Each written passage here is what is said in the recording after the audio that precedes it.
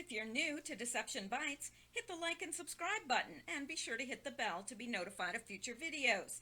If you wish to support the channel, the links are in the description below. Now, fasten your seatbelt. Here we go. And we're back, and it's Tuesday, October 30th, and it is 9:08 p.m. Eastern Time. Now, I do apologize. I wasn't able to post yesterday, but I am here today, if that's any consolation. I don't know. But we're going to be covering the news items, and some of them are from yesterday, some of them are from today, but I didn't have a lot of time to sort through. So we're just going to kind of, muddle through and go through what I have here because I do feel that I have some things that are very, very important and need to be said. The first of which, and we'll get to that now, is the bit about the caravan that's coming from Mexico. Well, it's not actually coming from Mexico. It's in Mexico now, but there's also a second caravan. Now, why is that important? Well, it's important because I noticed something about this caravan that's coming. And this one has guns and bombs. Guns and bombs, yes. Now, that made me think that they are setting the U.S. up big time. And I'll tell you why I think that. You've got to realize there's 5,200 troops that Trump is sending to the border.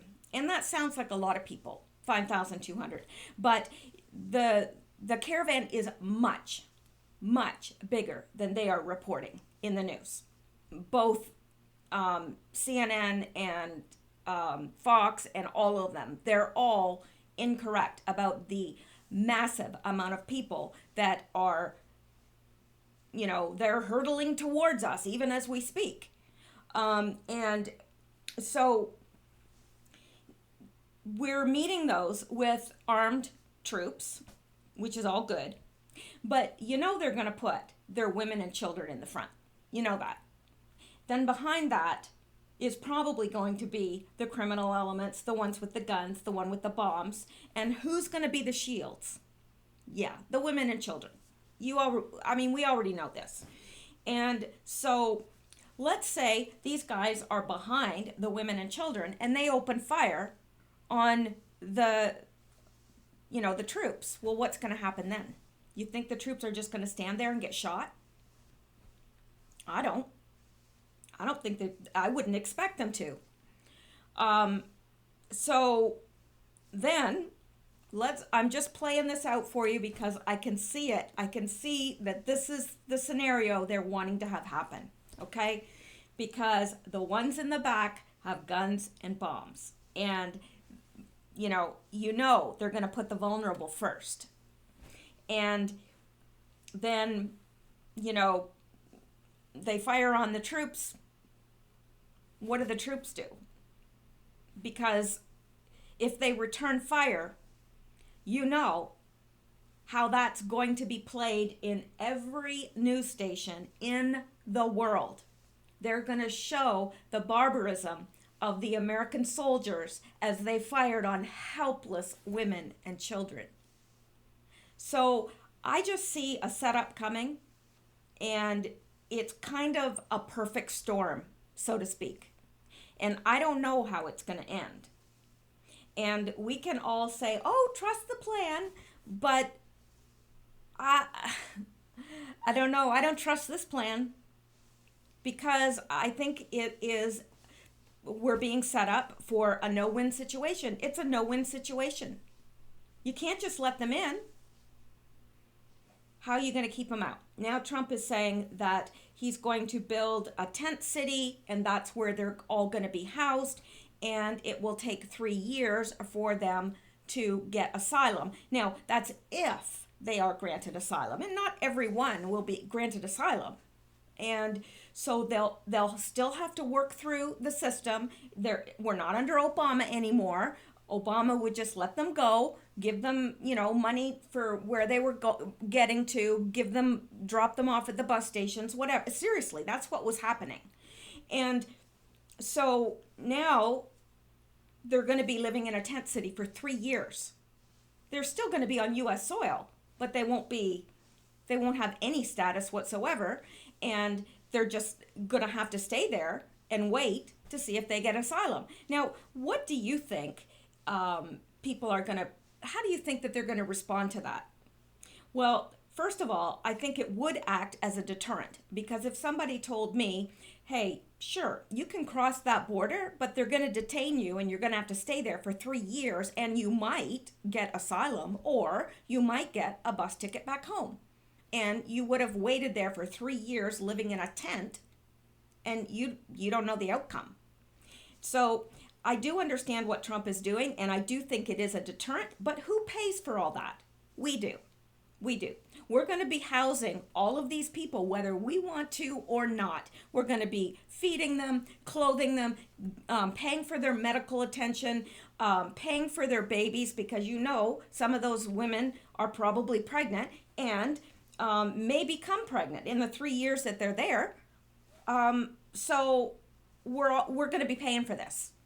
So it is a no-win situation. And then you've got to worry about people, breaking out of the tent city getting into the States anyway. I don't know. This is not good news. And I think it has been orchestrated by Soros and by the UN. They want to bring America down. And what better way to flood us, and this costs us so much money. In fact, I was reading somewhere, and I may have saved it and I may not have, I don't know, but illegal births from undocumented people that are here, their births are costing the taxpayers more than the wall will cost. So building the wall is the solution. Not sure how fast that wall can be built, but however fast enough it is, it's not fast enough. So anyway, this is the Daily Mail, and they are talking about the second migrant caravan storms into Mexico. Violent group from Central America carrying bombs and guns defies a huge police presence to cross the border from Guatemala as Trump deploys 5,200 troops. Well, you saw the police, and they were all in riot gear and everything, and they were getting bloodied and everything else. Now, is there not going to be a repeat of that? I think there will be. The second caravan, making their way up through Central America, have members armed with explosives, had gasoline bombs made of soft drink bottles, and improvised PVC tubes to launch fireworks. Molotov cocktails, basically. Mexican federal police briefly blocked the migrants from crossing the Suchiat River. I'm not sure how to pronounce that, but if someone knows, if you could put it in the comments below, I'd really appreciate it. On Monday, but the migrants soon defied the law enforcement presence and broke through into Mexico. Many tried to swim or wade across to Mexico, some while carrying children. Law enforcement avoided a second day of violence. A day after confrontation left one migrant dead. So, yeah, I'm not going to belabor this, but I think we all know that what's coming is not going to be good. And there's no way that this country is going to agree with how it's handled, no matter how it's handled. This is just going to bring more division, because there is no way, I may disagree with other Republicans about how this should be handled. I mean, it's a very emotional subject. Most people are fed up with this. They want it to stop. It's like, okay, not everybody can come to America, or America is going to look like these countries that they're trying to leave, right? You let in your worst elements, and I'm not saying that all these migrants are the worst elements, but there are some bad elements mixed in, and we don't want them here. Simple as that. So anyway, let's go on here, because there's lots to cover.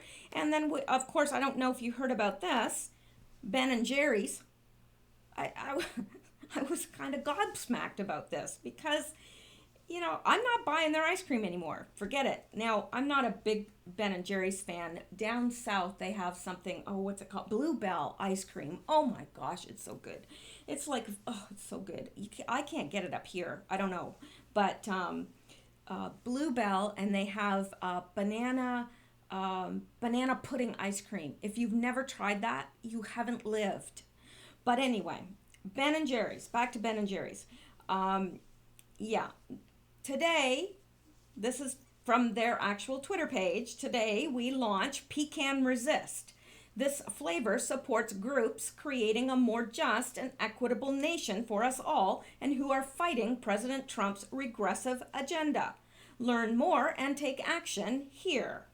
So, I'm not going to go there, but there's probably something you can, I don't know, let's go there just for the heck of it, just to say we did. Here we are. Okay, those are some angry looking people there.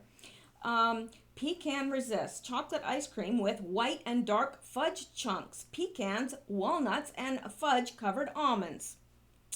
Okay, and what's down here? Together, Pecan Resist. Okay. Alongside all those nutty chunks, this pint packs a powerful message under its lid. Today we can build a more just and equitable tomorrow. We can peacefully resist the Trump administration's regressive and discriminatory policies and build a future that values inclusivity, equality, and justice for people of color, women, the LGBTQ community, refugees, and immigrants. Pecan Resist supports 4 organizations that are working on the front lines of the peaceful resistance, building a world that supports their values. Get to know them, then find Pecan Resistance here. Well, I would like to know who their partners are, wouldn't you? I thought you would. Now, Color of Change designs campaigns powerful enough to end practices that unfairly hold Black people back. Like say what? The Democrats, maybe? Maybe they should be trying to end the Democratic Party. I don't know. And champion solutions that moves everyone forward. Honor the Earth. Honor the Earth works on issues of climate change, renewable energy, and environmental justice with indigenous communities. What's that have to do with Trump? How is Trump not honoring the earth? Neta is one of the fastest growing independent media platforms led by people of color along the Texas-Mexico border because everyone knows Trump hates Black people and brown people too. Anyway, Women's March is committed to harnessing the political power of diverse women. Oh, not just women, diverse women. And their communities to create transformative social change. Well, isn't that nice? And we're going to do it all through ice cream. Oh, what a wonderful world we live in. Won't be buying Ben and Jerry's anytime. Never, ever, again, ever. I didn't know they felt that way, but now that I do, well, bye-bye, Ben and Jerry's. I don't need you on my hips anyway. All right. Now, here's something that I think we need to be careful of. Here's something that's in the news today, but I think it's a trap. I really do. Now, I could be wrong, but I could be right too. Update on Mueller accusations. Earlier today, we were given information on accusations against former FBI Director Robert Mueller. We took the documents down and we are currently investigating these accusations. There are also very serious allegations against Jacob Wall. We are also looking into this. There is still a press conference scheduled for Thursday at noon in Washington, D.C. We plan on attending this press conference and will report an update at that time. Update. We spoke with Jacob and we are interviewing him tomorrow. We will post the interview. We also spoke with Jack Berkman on Tuesday evening. The press conference is on for Thursday. Now, this has been taken down since I last looked at it. Okay? And there were some sort of sexual allegations against Robert Mueller dating back to 2010. This is what I think is going on. And I think the Gateway Pundit, I think that they picked up on it, because immediately I thought they are trying to get us to do what they did to Kavanaugh. That's precisely what this is about. And I just had that feeling in the pit of my stomach that there's something wrong with this. It's a trap. And you see, all the alt news would rush to judgment, right? Because most of the alt media is right leaning.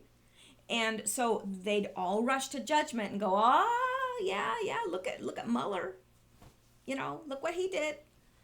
And then we find out, oh, this person's lying or whatever. And then they use that and they say, well, see, they're the ones that are the real fake news. It's the alt media sites. They're fake news. And this is proof. You know, it's unfortunate that we have to think like this now, but we do, because that's what they're doing. We're in a war. You know, it's a silent war, but it's no less deadly when you think about the end game and what it means. So that's what I think this is. And I find it very interesting that they took this down in the time that I put that link to this and read it to now. It's down. So they obviously have the same feeling, or they wouldn't have taken it down. They would have left the accusation up and said, okay, this is the accusation. And, you know, there's no proof yet or whatever, or this is the proof, or this is what they're using to, but no. So interesting. Very, very interesting. This is the most fascinating time right before the elections, because the stuff that's happening is unbelievable and unprecedented as far as I know. Now, I didn't follow politics this closely with Obama. I, was working in a job that required all of my attention and was on call 24/7. So I just wasn't as involved. But now I see all this stuff. It's so transparent. All right. So that's something that we can, until we know otherwise, and until we know that it's actually true, then I think that it's good to not dwell on it, because it'll come back to bite us. All right. Now, here's another thing that was in the news today, which I found interesting.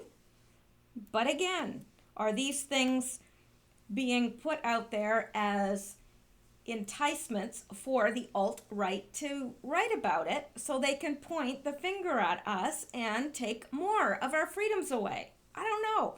But this says, and this is from Breitbart, Google's Andy Rubin emailed woman, "You are my property and I can loan you to other people." Now, what this article is proposing is that Andy Rubin had a sex slave, and he was not alone among the Google executives, apparently, according to Breitbart. And Breitbart got it from the New York Times. So I would say that this is probably more than just a little tidbit out there that they're wanting us to jump on. I think there's probably some truth to this. Andy Rubin, the Google executive who was responsible for the Android operating system and was accused of sexually assaulting a Google employee, was quoted in an article by the New York Times as telling his ex-wife, "You are my property and I can loan you to other people." A report from the New York Times titled "How Google Protected Andy Rubin, the Father of Android," recently outlined how the progressive tech giant Google protected 3 executives that were accused of sexual misconduct for more than a decade. The article notes that Andy Rubin, the creator of the Android mobile operating system, left the company in October 2014 and was given a hero's farewell by executives at the company.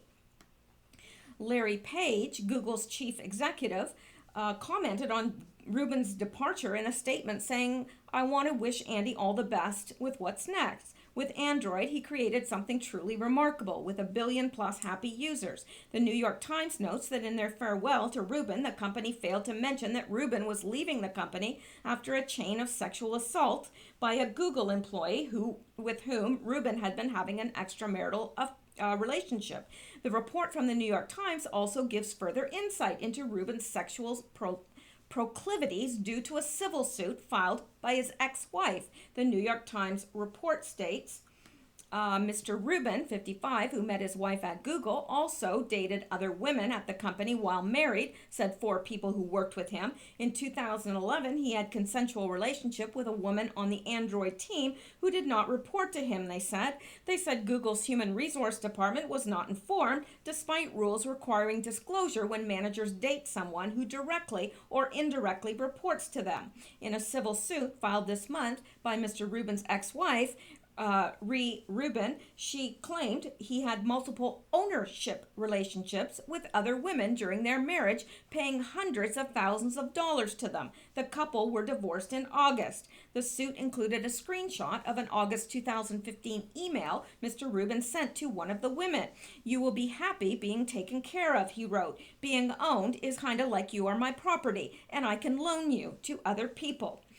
The article goes on to discuss Rubin's later alleged actions towards an employee that he reportedly had a relationship with. Around that time, Mr. Rubin was casually seeing other women he knew from Android.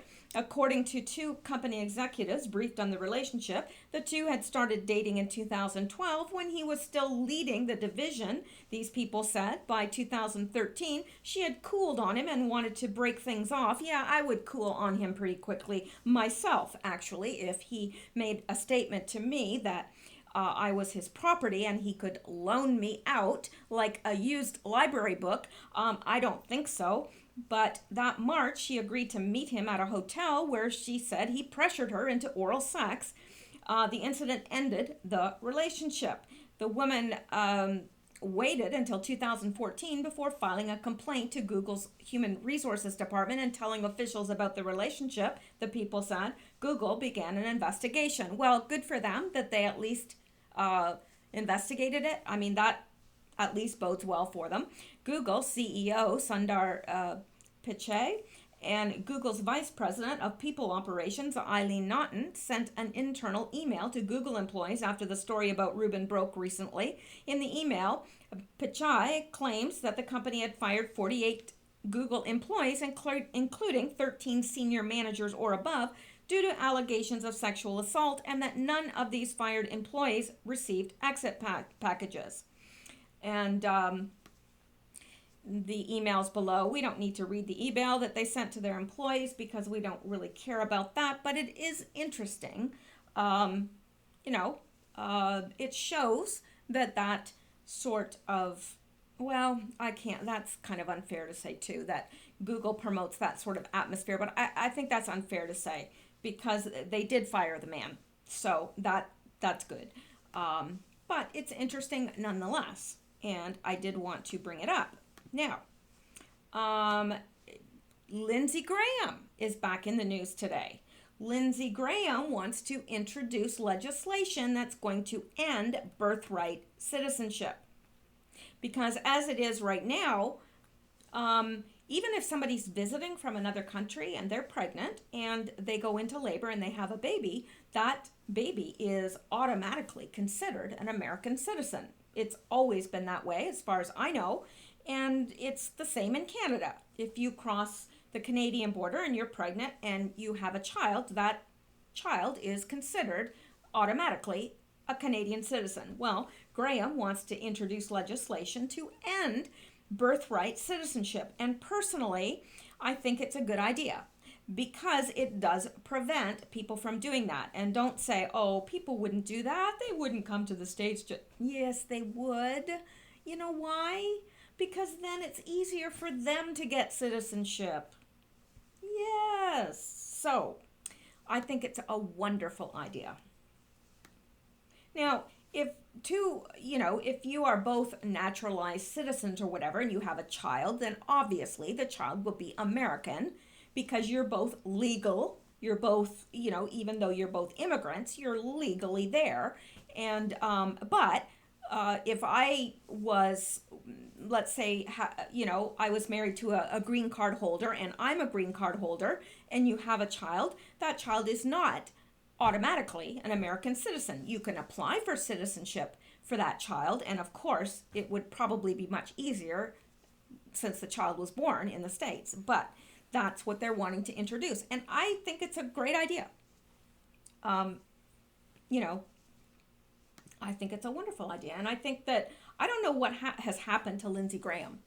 It's like he's had an awakening, seriously, like a real one, because he's on fire these days, really.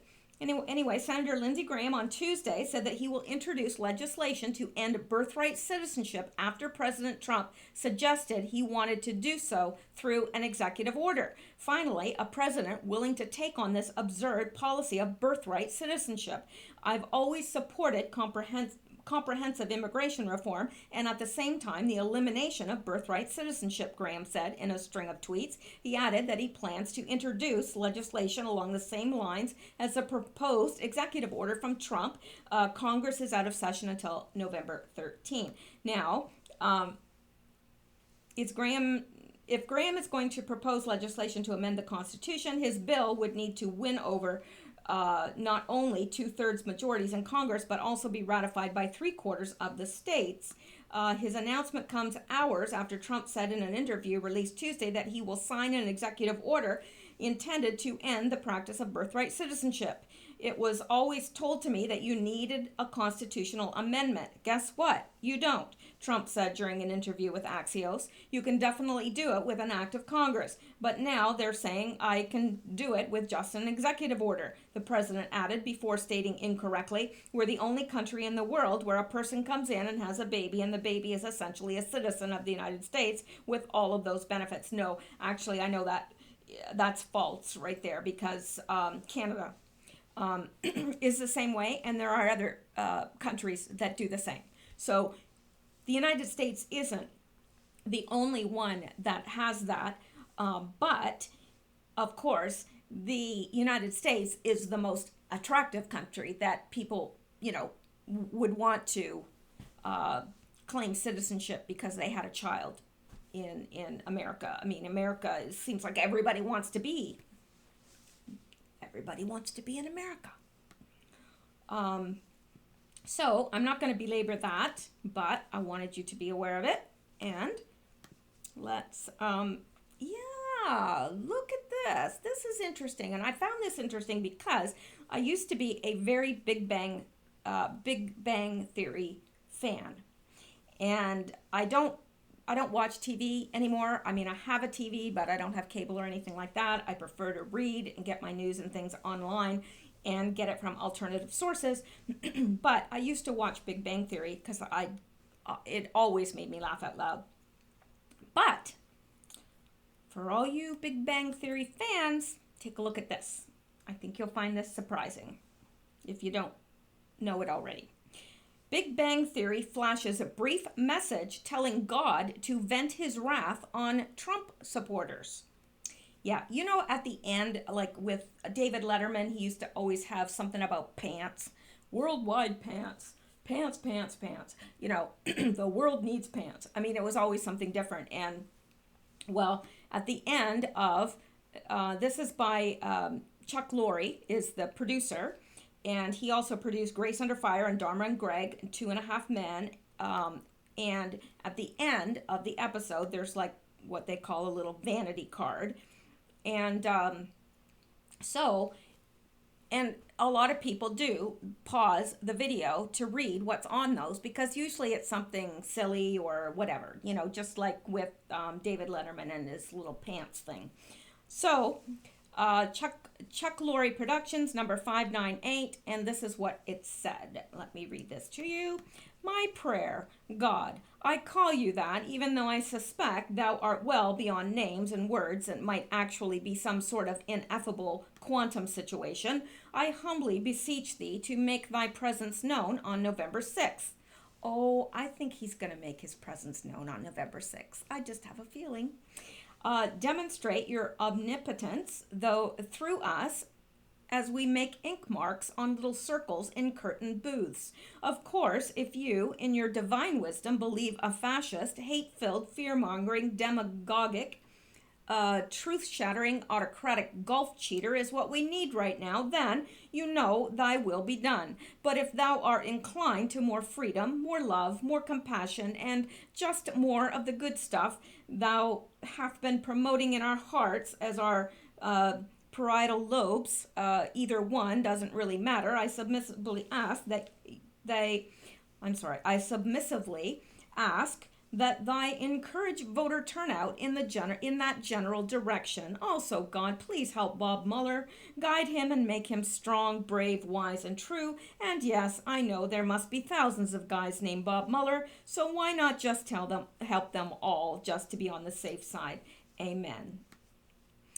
Oh, almost forgot. Remind those who collaborate with the darkness that thou art the light, and the light is not above whipping out the Old Testament wrath. Amen. Again. Now, it's cute, it's funny, but it's really inappropriate.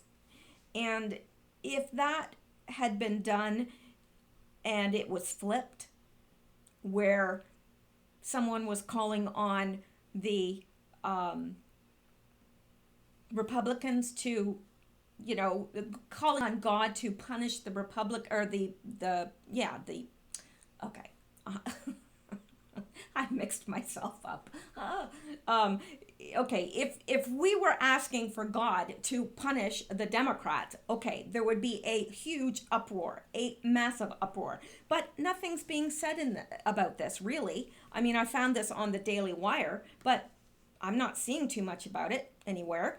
And it says here, October 25th was not the first time Lori used the show to spout off against Trump in the Vanity Cards, although not by name. In Vanity Card number 541 from November 3rd, 2016, Lori mocked the Make America Great Again slogan as a bumper sticker for victimhood and said, "Big Daddy can't save us, our salvation lies within ourselves," adding more irony to how in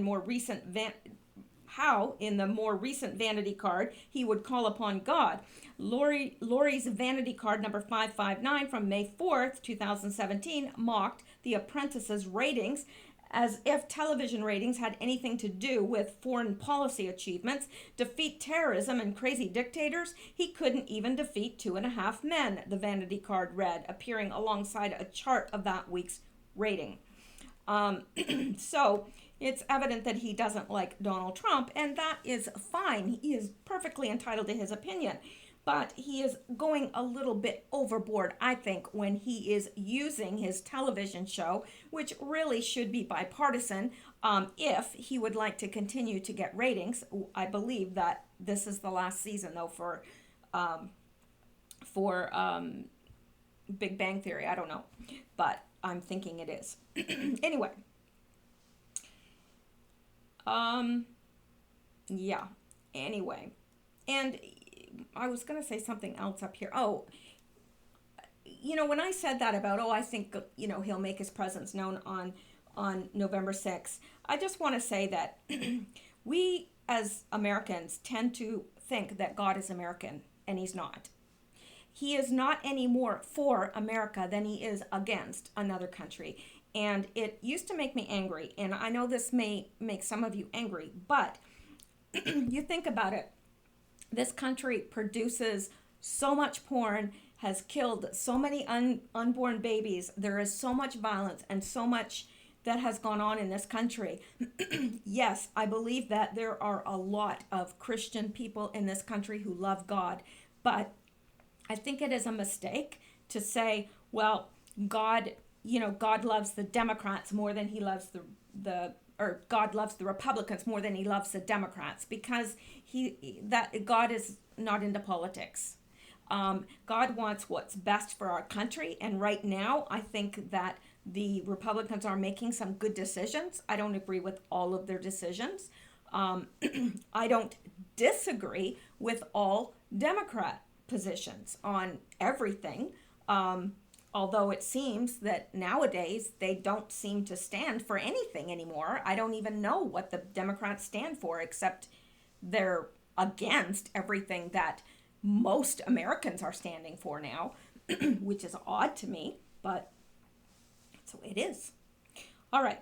I don't know why I'm chatty tonight. Chatty. It's not good. Yeah, and here's something else that is interesting. And I think there's more truth to this than we would like to admit. Big Hollywood movie star warns of blood in the streets if Democrats don't win election. And Jim Carrey's back with another totally unfunny Twitter post. Yeah, I don't know what is up with Jim Carrey. I really don't. And I've read today that Kanye West has swung back again. That's the way it sounded from what he stated, and I don't have that here. I'm not as prepared as I sometimes am because I was late getting home, but I will try to find that for you. And I just think it's odd. There's so many really, really odd things happening. But let's look at this. The crazies are coming out of the woodwork in Hollywood, not just Hollywood. How crazy? Well, Jim Carrey's back, and he's, again, not funny, unless you're thinking funny in the head. The GOP are now completely invested in Trump's economy of lies. They say they're going to give you health care while working to destroy it. They make up lies about refugees while kidnapping innocent children. Vote Democrat. Help save the future. Don't follow the red hat to hell. Kerry posted on Twitter along with another of his 5th grade drawings. The GOP are now completely okay, this is just showing it again, but others are jumping on the bandwagon too, with exactly 7 days to go before the midterm elections. Boy, they cannot get here fast enough, because I'm telling you, if it gets any stranger. The character actor James Cromwell, who starred in such movies as Babe, The Green Mile, Big Hero 6, and the TV show Boardwalk, Empire, and American Horror Story, used an awards event this past weekend to vent his spleen and call for violent revolution. Now, if you had a platform where you could speak to people, such as an award show, where you know that there is a vast number of people that are there, and it will be retweeted, and it will be on Facebook, and it will be on YouTube, would you use that platform to call for a violent revolution? Seriously, what is wrong with his head? I don't get it. I don't know why any human being that would even cross their mind. Oh, I think we need a violent revolution. It's always worked in the past. No, it hasn't. It's never worked. This is nascent fascism. We always had a turnkey totalitarian state. All we needed was an excuse, and all the institutions were in place to turn this into pure fascism. Cromwell said, according to Variety, if we don't stop President Trump now, then we will have a revolution for real. Then there will be blood in the streets. He echoed these sentiments during his acceptance speech, where he warned that he believes the country is headed towards the possibility of a violent revolution. Variety reported, we're living in very curious times, and something is coming up which is desperately important to this country and to this planet, and that is an election in which hopefully, in some measure, we are going to take back our democracy, he said. We will have a government that represents us and not the donor class. We will cut through the corruption, and we won't have to do what comes next, which is either a non-violent revolution or a violent one, because this has got to end. Oh, good. Perfect time to call for a violent revolution. Yeah. And how are they going to have that revolution, now that I think about it, when they want to take everybody's guns away? What are we going to fight this revolution with? Have they got any bright ideas about that? Sticks and stones? Bottle caps? Nerf balls? I mean, really? They're so against guns, but he wants a violent revolution. I guess we'll just beat each other to death. I don't know. I don't know. Nerf balls, that's a good idea. I think that could be a lot of fun. I'm just saying. It could be a lot of fun. All right. I'd participate in a Nerf war. Oh, I'd be all up in that. Okay. Now, oh, here it is about paying more. Okay, I did save it for you all. See, only the best for you guys. Only the best.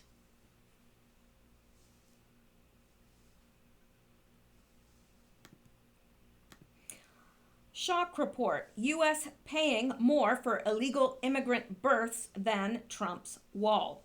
So now we know how to fund the wall. The wall will fund itself.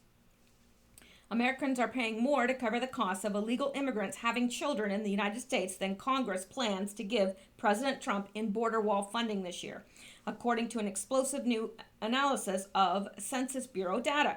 The new report reveals that women in the United States illegally had 297,000 children in 2014 at a cost of $2.4 billion. That is $800 million more than the Senate has approved for Trump's border wall this year, and also to pay for the wall over 10 years. So there you go. That's how we're going to pay for the wall. And it's all here. This website is the Washington Examiner, and it's all here. So there you are. Read it and weep. I'm not going to read all this. I just wanted you to know that that little bite, it was delicious, wasn't it? Okay, now, I think I'm going to break here. You know why? Because I can. And I think I will come back, but I'm going to stop with one thing here. And that is that Merkel is getting ready to step down. Now, wasn't it Q that said, "Goodbye, Angela," or "Goodbye, Angela Merkel," or maybe it was, I can't remember how he said it, but I need to find it because I know he did. I know that for a fact. I remember it, and I remember thinking, well, how's that going to work? I don't see her going anywhere. But just like Q said, she's thinking of stepping down. So, I need to find that because that's more proof of Q. Q proof. I'll just go there right quick so you'll see I'm not making this up. I wouldn't make that up. I might. Be fun to make things up. Okay, Merkel to step down as CDU leader. Decision follows heavy losses in state election. The end of the Angela Merkel era has begun. Now this, according to Politico.eu, and so Merkel said she plans to remain chancellor until her term ends in 2021, but will not run for another term as a German leader. Now, what do they have on her? They've got something on her. She's not seeking re-election? No, they've got something on her. It's the same thing. It's the same thing we're seeing in the U.S. with people not seeking re-election all of a sudden. You know, one day they're saying, yeah, and then the next day, no, I don't think I'll seek re-election. That's not normal.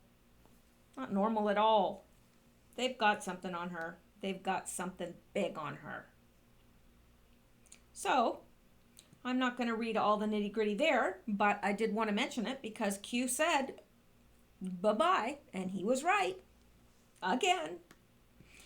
All right. Now, that is it for this video. I am going to, because it is 9:51, and I think I have another video left in me.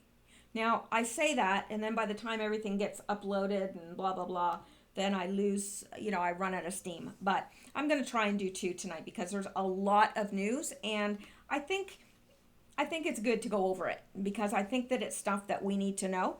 And so there you go. There you go. I will be back. Just like a bad smell. All right. And in the meantime, stay safe, stay well, stay warm. It's cold out there. And stay blessed. See you soon.